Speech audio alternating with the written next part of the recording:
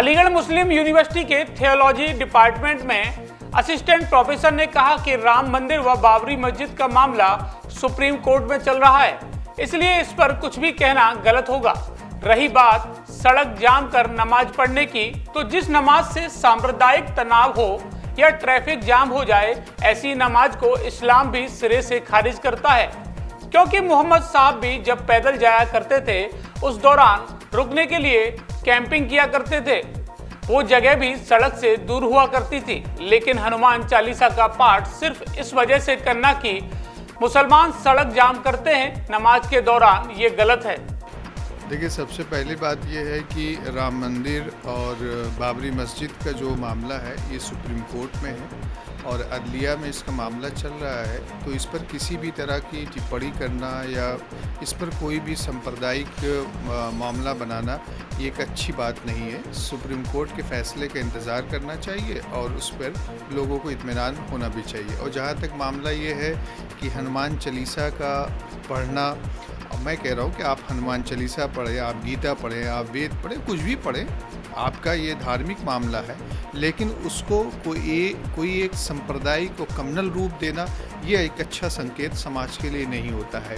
और जहाँ तक कोई भी हो, चाहे नमाज पढ़ना, नमाज रोड जाम कर देना और उससे सांप्रदायिक मामला बनाना कि दोनों मतलब तमाम लोगों को किसी भी तरह की परेशानी हो, ट्रैफिक में कोई प्रॉब्लम हो, ये तमाम चीज़ें जो है इस्लाम अस्सरेनो इसको खारिज करता है। क्योंकि आप देखते हैं नबी करीम सल्लल्लाहु अलैहि वसल्लम जब कहीं पे जाते थे, उनके साथ सहाबा हुआ करते थे, तो आप कहते थे कि कहीं भी अगर आपको खेमा लगाना है, कहीं पे आपको कैंपिंग करनी है, तो आप रोड से दूर कैंप करें। जब कैंप करने की ममानियत आपने दी है, तो नमाज पढ़ने की, रोड जाम करने का तो कहीं पे कोई मसला ही नहीं बनता।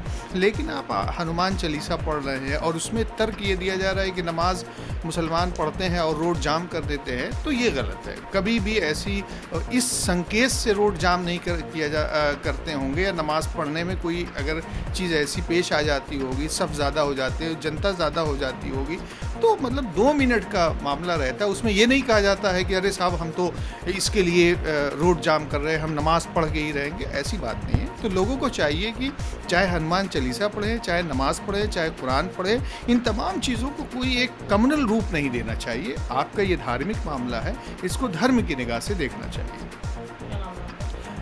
Doctor Rehan Akhtar, assistant professor, धर्म अध्ययन विभाग, अलीगढ़ मुस्लिम यूनिवर्सिटी।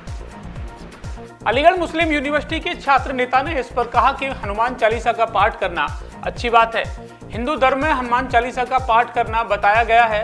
हिंदू मान्यताओं के अनुसार हनुमान चालीसा का पाठ जग के अंधेरे को, बुरी शक्तियों को दूर भगाना है। मगर इन लोगों ने जिस प्रकार जिद में ये किया है कि हम यही पढ़ेंगे, सड़क को जाम करके पढ़ेंगे, ये सरासर गलत है।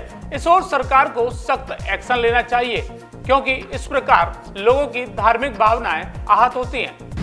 कल बजरंग दल वालों ने हनुमान चालीसा किया राम मंदिर निर्माण के लिए, जिसको तहत उन्होंने रोड जाम किया और रोड पर बैठकर हनुमान चालीसा पढ़ा। इस पर प्रशासन ने जब उनसे कहा तो उन्होंने कहा कि जब मुसलमान अपनी नमाज के लिए रोड जाम करके रोडों पर नमाज़ पढ़ सकते हैं तो हम क्यों नहीं। इस पर आपका क्या कहना है? देखिए, हनुमान चालीसा पढ़ना अच्छी बात है, क्योंकि हिंदू रिलीजन में है हनुमान चालीसा, जय हनुमान ज्ञान सागर जय कपीस तिहुलों को जो उजागर।